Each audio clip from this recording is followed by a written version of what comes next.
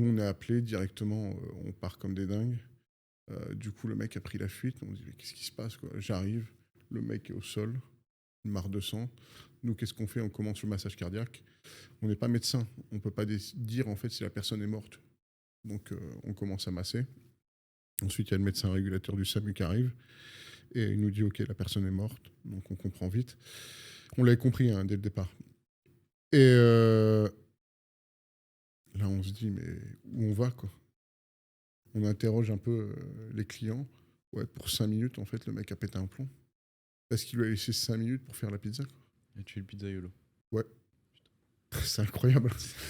Franchement, Ça c'est paraît horrible. surréaliste. Il y avait des clients à côté qui ont vu la scène. Ouais, bien sûr. C'est un complot de Pizza Hut, ça. Ouais. Ils font leur pizza en 5 minutes. Le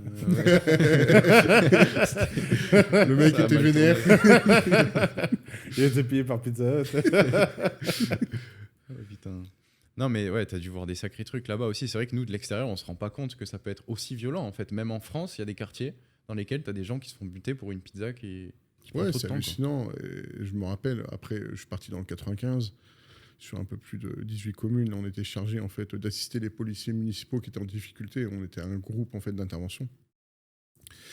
Et je me rappelle d'une histoire, c'est une grand-mère en fait qui nous appelle et qui nous dit OK, je sais où est la planque de cannabis.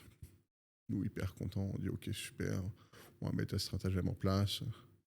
Elle nous, voilà, elle nous dit où se situe la planque. On lui dit OK, rentrez chez vous, il n'y a pas de souci. 2 heures après, on va, bim, bingo.